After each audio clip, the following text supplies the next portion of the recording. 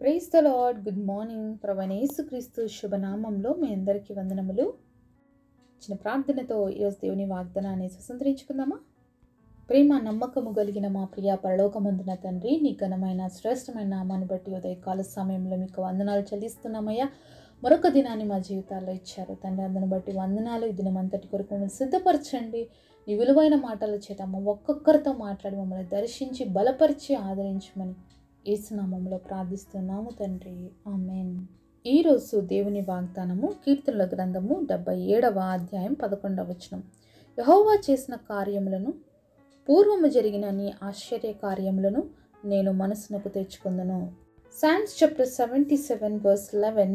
I will remember the works of the Lord, surely I will remember thy wonders of old. దేవుడు ఇచ్చినటువంటి అద్భుతమైన వాగ్దానం మనందరి జీవితంలో నెరవేర్చబడను గాక, ఆమేన్. ఎంత అద్భుతమైన మాట కదండి. మరి దేవుడు చేసినటువంటి కార్యాలు గుర్తు చేసుకునేవారుగా ఉన్నామా, లేకపోతే అవి అప్పటికే మర్చిపోయామండి, ఆ స్టేజ్లో అవి గుర్తున్నాయి, ఇప్పుడు మేమున్న స్టేజ్లో అవి అసలు గుర్తు రావటం లేదు అనుకునేవారుగా ఉన్నారా అండి? దేవుడు మన ప్రతి పరిస్థితికి చాలిన దేవుడు.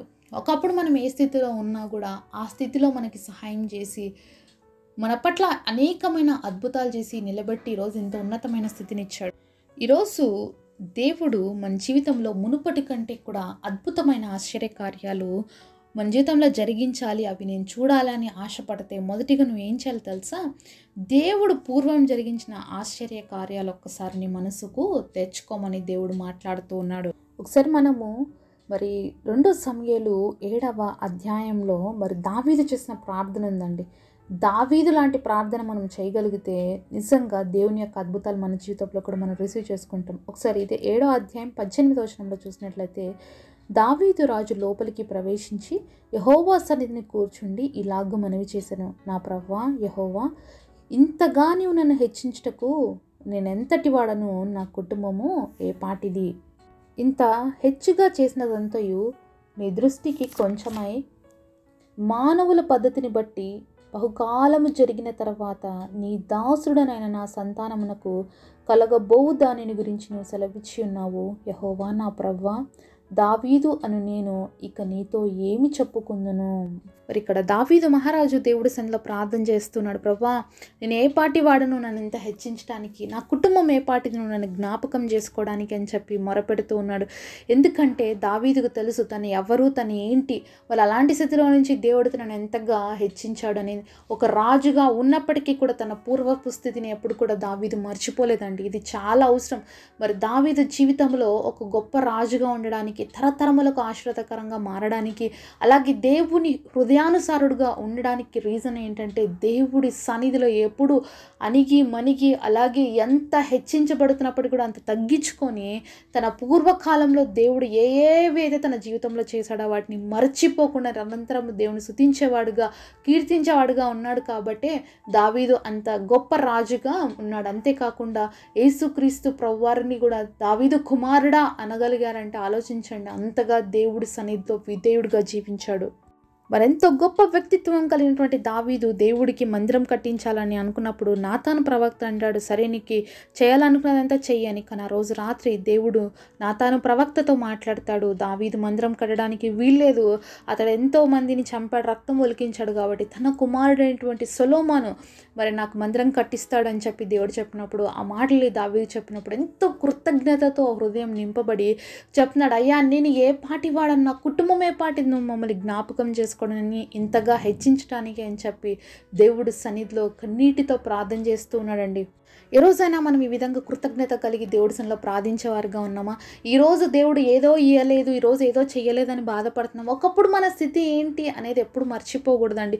చాలాసార్లు మనం మర్చిపోతున్నామండి. ఒకప్పుడు మనం ఏ పరిస్థితిలో ఉన్నాం, ఒకప్పుడు మన స్థితి ఏంటి, మరి ఈరోజు మన స్థితి ఏ విధంగా మార్చాడు దేవుడని దాన్ని మనసులో పెట్టుకొని దేవుని స్తుతించాల్సినటువంటి మనము ఇంకా దేవుణ్ణి అది ఇవ్వలేదు, అది చేయలేదు, ఇది చేయలేదు అనేవారుగా చాలాసార్లు ఉంటున్నామండి. ఇదే పరిస్థితిలో చాలామంది ఉంటారు. మరి మీరు కూడా ఈ లిస్ట్లో ఉన్నారేమో ఒకసారి ఆలోచించండి. ఈరోజు మనం కృతజ్ఞత కలిగి ఉండవలసిన ఈ లిస్టులో లేకోకుండా కృతజ్ఞత లేనటువంటి లిస్టులో మాని మనం ఉన్నట్లయితే దయచేసి ఈరోజు మార్చుకుందామండి. ఈరోజు మనం ఏమై ఉన్నామో అది కేవలం దేవుని మహాకృపను బట్టి అయి ఉన్నాం. ఈరోజు మన పరిస్థితులు మార్చబడ్డాయి, మన స్థితిగతులు మార్చబడ్డాయి. ఒకప్పుడున్న స్థితి ఈరోజు మనకు లేదండి. మనం చాలా ఉన్నతంగా దేవుడు మనల్ని ఆశీర్వదించాడు. కాబట్టి దాన్ని ఎప్పటికీ మర్చిపోకుండా మరి ఈరోజు నువ్వు ఫేస్ చేసినటువంటి ఎన్నో సమస్యలు ఉండొచ్చు. అయితే ఈ సమస్యలు జయించడానికి నువ్వు ఏం చేయాలో తెలుసా? వెనక ఒకప్పుడు నువ్వు అనుభవించినటువంటి పరిస్థితులను బట్టి దేవుని స్తుతించగలిగితే ఈరోజు నీ చుట్టూ ఉన్న ఈ సమస్యల్లో నుంచి కూడా దేవుడు విడిపిస్తాడు. ఎందుకంటే ఆయన యొక్క ఆశ్చర్య కార్యాలు, ఆయన యొక్క అద్భుత కార్యాలు మనం తలుచుకున్నప్పుడు మన జీవితంలో చేసినవి మనం స్తుతించగలిగితే తప్పకుండా ఈరోజు మన చుట్టూ ఉన్న ఆ శ్రమలు, ఆ ఇబ్బందుల్ని మనము జయించగలుగుతాము.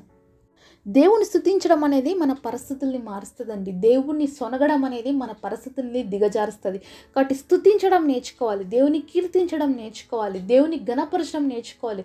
మన పూర్వకాలపు దినములలో మన జీవితాలు చేసిన ప్రతి ఆశ్చర్యాన్ని బట్టి తలపోసుకుంటూ మనం దేవుడి సన్నిధిలో ప్రార్థించేవారిగా ఉండాలి. అదే దావీదుని చూసి మనం నేర్చుకోవాలి. అయ్యా, నా కుటుంబం ఏ పార్టీది, నేను ఏ పార్టీ వాడను, నన్ను జ్ఞాపకం చేసుకుంటున్నావు అని. అలాగే ఈరోజు మనం చెప్పగలగాలండి, ఒకప్పుడు మా పరిస్థితి ఏంటి ప్రభువా, మా స్థితి ఏంటి, ఈరోజు ఇంత ఉన్నతంగా ఆస్వాదించావు. ఆ రోజు మా జీవితాల్లో ఉన్న దేవుడు ఈరోజు కూడా ఉన్నావు. ఆ రోజు మా శ్రమల్లో ఉన్న దేవుడు ఈరోజు మా శ్రమల్లో ఇప్పుడు కూడా మరి ఉన్నావు. నువ్వు ఆ రోజు విడిపించిన దేవుడు ఈరోజు కూడా విడిపిస్తావయ్యా అని చెప్పి మనం దేవుని కీర్తించగలిగితే ఎంతగా దేవుడు మనల్ని చూసి ఆనందిస్తాడో, ఎంతగా ఆయన మనల్ని చూసి సంతోషిస్తాడండి. దేవుడు మన జీవితంలో ఎప్పుడు కూడా అలాంటి విశ్వాసం చూడాలని ఆశపడతారండి. మన చిన్న బిడ్డలు వాళ్ళు నమ్ముతారు. ఏదైనా మనకు ఒక వస్తువు తెమ్మని చెప్పారనుకోండి, మరి ఖచ్చితంగా వాళ్ళ డాడీని బయటికి పోయి ఇంటికి వచ్చిన తర్వాత ఖచ్చితంగా వాళ్ళు అడుగుతారు, తెచ్చావా అని. వాళ్ళకి ఎందుకంటే అంత నమ్మకం, మా నాన్నకి నేను చెప్తే ఖచ్చితంగా తెస్తాడు అని. మరి ఆ చిన్న బిడ్డలకి అంత నమ్మకం ఉన్నప్పుడు మన పరలోకపు తండ్రి పట్ల మనకెంత నమ్మకం కలిగి ఉండాలని. మనం అడిగింది దేవుడు మనకి ఇవ్వడా? అది మంచిదైతే తప్పకుండా ఇస్తాడు కదా. మన పిల్లోడో పాపనో వెళ్ళి వాళ్ళ డాడీని కత్తి తీసుకురా డాడీ అంటే తెచ్చిస్తాడా అండి సాయంత్రంకి? ఎవరు తెచ్చిరు కదా. అలాగే నువ్వు ఏదైనా హాని కలిగే దేవుడి సన్నిలో అడిగితే దేవుడు అది ఎప్పుడు ఇవ్వడు. ఒక టాయో లేకపోతే నీకు యూస్ఫుల్ అయ్యేవి ఏమైనా అడిగితే ఖచ్చితంగా పేరెంట్స్ వచ్చేస్తారు కదా. అలాగే దేవుడు కూడా నీకు ఏది యూస్ఫుల్, ఏది నీకు క్షేమము, ఏది నీకు ఆశీర్వాదకరం, నీకు ఎప్పుడు ఇవ్వాలనేది కూడా దేవుడికి బాగా తెలుసు. అవన్నీ కూడా రైట్ టైంలో దేవుడు ఇచ్చి నిన్ను ఆశీర్వదిస్తాడు. కాబట్టి ఈరోజు నువ్వు విశ్వాసం కోల్పోయే పరిస్థితిలో ఉన్నా, లేకపోతే నీ పరిస్థితులు దిగజారిపోతూ ఉన్నా, నువ్వు ఏ పరిస్థితిలో ఉన్నా దావీదు వలె ఒక్కసారి వెనక్కి తిరిగి చూసుకొని దేవుని స్తుతించగలిగితే నిజంగా అద్భుతాలన్నీ కూడా మన సొంతం అవుతాయండి. కాబట్టి ఈరోజు నువ్వు ఏ పరిస్థితిలో ఉన్నా పూర్వకాలపు సంగతుల్ని ఆలోచించు. ఒకప్పుడు దేవుడు చేసినటువంటి ప్రతిదీ నువ్వు తలంచుకొని, అయ్యా ఒకప్పుడు నేను ఈ స్థితిలో ఉన్నాను, ఈరోజు ఈ స్థితికి మార్చావు, ప్రభువానికి స్తోత్రాలని మనం చెప్పగలిగితే మరి స్తుతి అలాగే దేవుని కీర్తించడం అనేది మన యొక్క ప్రతి సర్కమ్స్టెన్సెస్ని, మనకు చుట్టూ ఉన్నటువంటి ప్రతి పరిస్థితిని మార్చి మన జీవితంలో గొప్ప ఆశీర్వాదాన్ని తీసుకొస్తుంది. దావీదు అలాగ దేవుడు పూర్వకాలపు సంగతులు గుర్తు చేసుకున్నాడు కాబట్టి తన కుటుంబము తన యొక్క సింహాసనంలో ఉన్నటువంటి రాజరికం అనేది తరతరములు అలాగే దేవుడు ఉంచాడండి. కాబట్టి కృతజ్ఞత కలిగి ఉండడం నేర్చుకుందాము.